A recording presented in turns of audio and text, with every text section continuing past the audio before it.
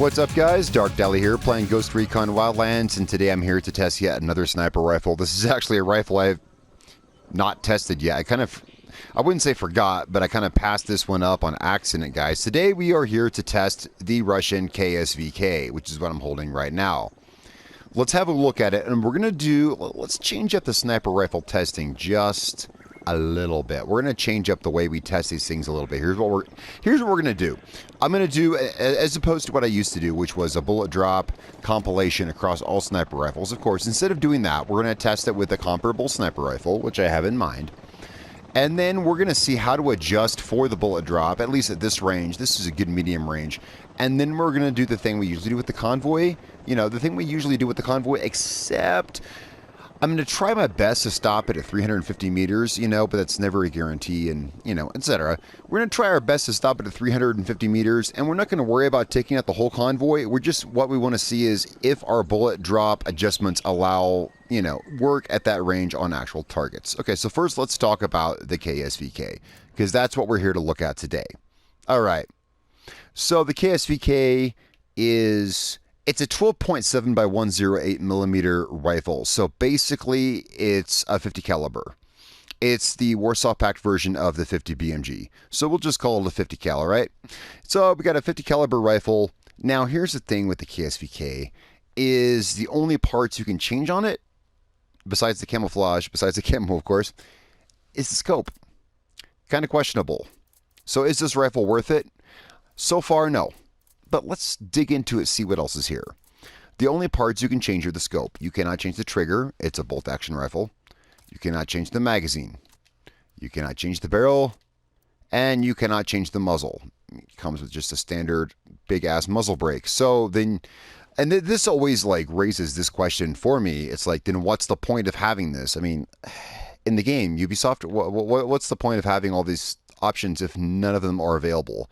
And this is not the only rifle like this. There are several other rifles like this, but hey, I don't know what they do. Let's have a look at the rifle. It looks pretty legit to me. It looks like a legit KSVK to me.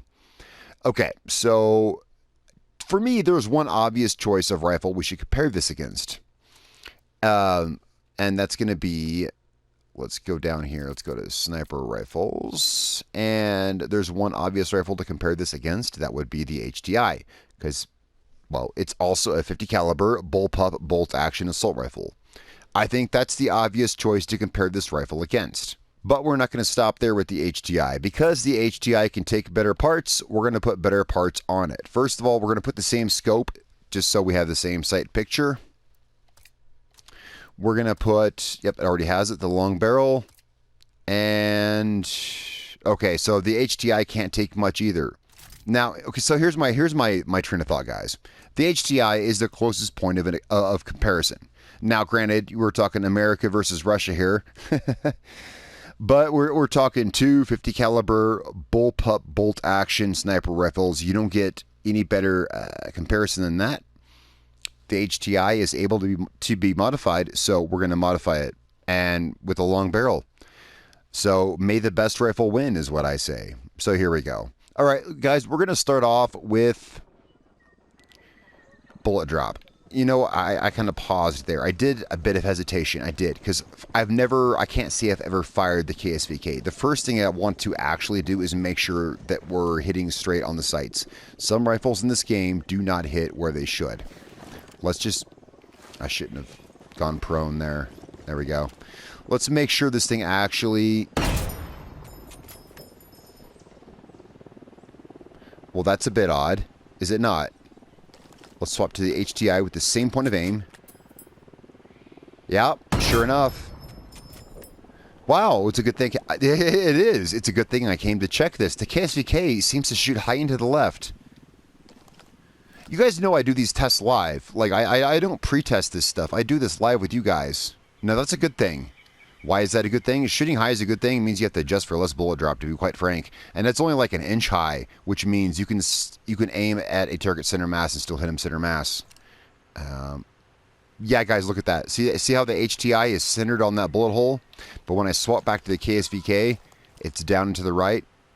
Mostly just down. Okay, so... Wow, I'm glad I checked that. So the KSVK shoots a little high. Again, that's a good thing. It's a good thing because it means you adjust for less bullet drop. It's also a good thing because look at that in stark contrast to the L115 in this game. The Accuracy International L115 in this game shoots way low. Shoots really low, which means for that weapon you have to adjust for tons of bullet drop you wouldn't normally have to adjust for. It's a real pity because I love that rifle, but it is what it is. Guys, let's take aim. Nevertheless, disregarding all of that, I mean, we know that now. Let's aim at 350 meters with the KSVK and see what we get. Let's aim it directly at the target. Let's wait for our breath. Let's get everything nice and proper here. Okay. Wow, this rifle is really precise. I mean, there's not much breath with that thing. Let's see where we hit. Again, I'm using the drone. I get lots of, I do get lots of people saying I should be using photo mode. Photo mode moves really slow. The drone is way faster, and this works just fine. I mean, the range is a little bit off, but there we go. But hey, guess what, guys? I zoom in for you. So we're halfway up the third brick from the bottom. All right. Let's grab the HTI and see what we get with the same thing. This is the most comparable gun I could possibly think of.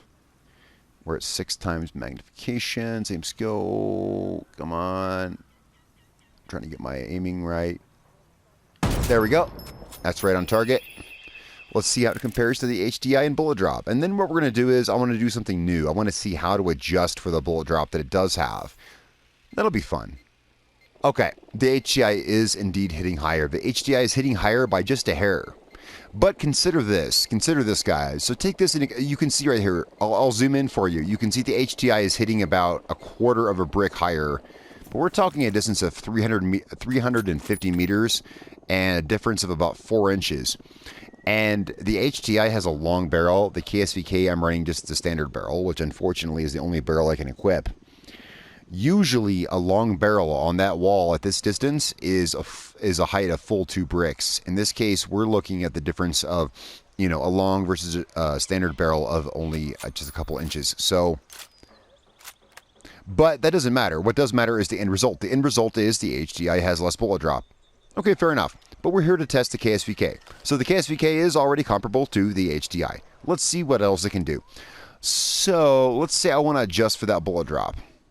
So let's say I want to hit that target, the bottom of the target. Okay, again, you always aim for the bottom of the target. The reason you aim for the bottom of the target, like where I'm zoomed in right here, the reason is because that target scales. That little target box is always the same size no matter how far away you are from the target. Which means if you're closer, that target's the same size. Long story short, you want to aim for the bottom, okay? So let's try to hit the bottom of that target. Now I'm going to guesstimate. That's what we're going to do. So I'm going to guesstimate 350 meters is about here. Oh, I was close. Let's move down. I'd say that's pretty right on, guys. That's right on enough for me. That's right on enough for a headshot. That was pretty quick. That was pretty quick to acquire. Looks like that first mil dot is right about 350 meters. Let's find out. Let's put that first mil dot right at the very top of this airplane. If we hit it, then we know. Okay, let's go down just a tad. Oh, let's reload. Then we'll go down just, well, and then we'll go down just a tad bit. Let's go down just a tad bit. Okay, so it looks like 350 meters is just above that line. Now that shot did not destroy that airplane. Now, of course, we all know there's a difference between destroying manned versus unmanned vehicles. We will explore that. As this is an anti-material rifle, that is something we should take into account. So we've seen the bullet drop. The bullet drop is comparable to the HDI. It's only a couple inches lower, even at 350 yards, or meters, whatever. Sorry. Comparable. Good. I like it. I like it better already, personally. I just like Russian weapons. Let's go check it out. Okay, we have 2 aircraft over here, which are both unmanned. We're going to shoot the first one with the HDI. And we're going to shoot the second one with the KSVK. Which one dies first? Okay, it looks equal to me. I did shoot one before the other, so it looks pretty equal to me so far. But we haven't tried the convoy yet. Guys, let's go try the convoy and see what we can do. Now, what we're going to do this time, instead of doing the entire convoy, I'm just going to worry about the long targets. Once they take cover behind the vehicles, we will move in with an assault rifle, and I won't bother you guys with that. I'll do that off camera. I'll clean up the rest of the convoy by myself because I don't need you guys to set through that. But I do want to test some of this. Like, for instance, we'll just take a chopper down out of the sky. I'm kind of stalling for time here because there should be a chopper coming over any minute, but I don't see it up there. So, okay, guys. I will see you guys at Kawani Bravo. We're going to take the convoy, and we're going to find out. Well, you know the HDI takes a chopper in one shot. Will the KSVK? Let's go find out. All right, so from our bullet drop testing, we have seen that this thing... Let's pull up the sight picture here of the scope. Let's look up at the sky so we have a decent picture here. So we know that at 350 meters, it hits just above that first mil dot because I had to aim down on that airplane. So we know that it hits just above that top mil dot at 350. That's pretty good. That's not much adjustment whatsoever. Not at all. All right, guys, so here we are. The convoy is closing. It's at 500 plus meters. We're at 500, 400. Let's go ahead and take it right here. Should be a shot like this. I missed the chopper. There we go. Okay, so I did miss the chopper in the first shot. Hey, it happens. I'm not an expert sniper. Okay, so we did stop the convoy about right where we wanted it, and we did ascertain that, yes, indeed, it does take one shot to destroy the chopper. That's something I just thought of. Oh, we did stop it right where we want. Now, something I just thought of. On that wall, remember, we were seeing this was shooting high. So when I showed that this only shoots a couple inches lower than the HDI, remember that figuring in this actually shoots high, but that shouldn't matter. So 397 meters, we should be shooting right about here. Should be center mass. Okay, it looked like in the knee. Fair enough. We still hit him. A hit is a hit. Here we got 457. Let's estimate this. 457. I'm going to estimate here. Here. Got him right in the chest. 457 looks like we're aiming about 1/3 of the way up from the second mil dot down. Okay, I'm over too far for that guy. Let's reload. We're going to test some other scopes. It could just be this scope this rifle is off with. Okay, that guy... Oh, he's prone. Okay, so that's my bad. The guy is prone. That's my bad, guys. You were probably yelling at me through your screen. He's prone. So we're going to want to aim about... Okay, we killed the rear truck in one shot, so there's that. And that guy is now dust. All right, so this does as much damage as the HDI. We've confirmed that. We shut down the chopper with one shot. We killed the rear convoy vehicle with a shot. All right, so let's see. 395... without hitting the truck. I think that went right over his head. Let's try the first... oh, shit. I was using the wrong mil dot. Well, that's my bad. Hey, I told you guys I'm not perfect. Yeah, I was using the wrong mil dot, guys. This is why I'm not a sniper. What? That looked like that hit him. I think that was in front of him. It should be like right here. There we go. Okay, so 400 meters looks like... that's my bad for the mistake, guys. Looks like 400 meters is halfway between mil dot 1 and 2. Let's try it on this guy right here. He's 400... Well, he's 395, so we're going to put it right in between the mil dots. Right. Let's wait for the breath. Oh, he stood up unexpectedly. Ah, crap, and I have to reload. Oh, this is what I hate about 5-round mags. Unexpected reload. Oh, shit, he's getting back in the vehicle. Well, that's no good for us because now we hit the vehicle and the vehicle's going to die. Okay, we got a guy back here. We got a guy at 438. Tracking. He's back in the vehicle. Okay, they kind of spoil their test. They keep getting back in the vehicles. I took too long to take my shots. Okay, he's running away from the vehicle. Well, I don't have to narrate. You can see clearly. Can we hit this guy in the car without destroying the car? Well, that'd be a trick shot from hell. I don't think I can pull that off, but I would aim about right here. Doesn't matter, because this is an anti-material rifle and the car is dead. Alright, so that wasn't the most surgical convoy I've ever done, but all enemies are down with very few shots fired. Some of you guys have criticized my testing, saying that it's not that scientific. Guys, perhaps not, but only because I'm not the best shot every single time. But here's what is scientific and consistent about my testing, and that is that it's the same person doing it every time. I think some of you are neglecting to see that. What is scientific about my testing is, though I'm not the best shot, though I'm not, this or that, I am the same person doing the same test every time. That's why I come here every time. It would be less scientific if I went to different convoys every time. That's how it would be less scientific, is if I did different convoys. This is the same person doing the same convoy. Now perhaps you do it better. Right? You follow me. So that's how this is indeed scientific. It's yeah, right. Okay, so the KSVK. We just downed that convoy with, I think, only, well, there's a few missed shots there, but I think we did it pretty good. I definitely have enough to judge this rifle. So there's one more thing I want to test, though. We're going to try out a different scope and see if just the T5XI is off, or see if the other rifle's off. See, I equipped an assault rifle because I expected to have to finish the convoy off with an assault rifle. This thing actually was very effective. Far more effective than I expected it to be. What's another scope that people use? This rifle does seem to shoot a bit high. I don't think it's a scope. It does appear to be the rifle. Notice that though I'm breathing, I'm going to zoom in this for you.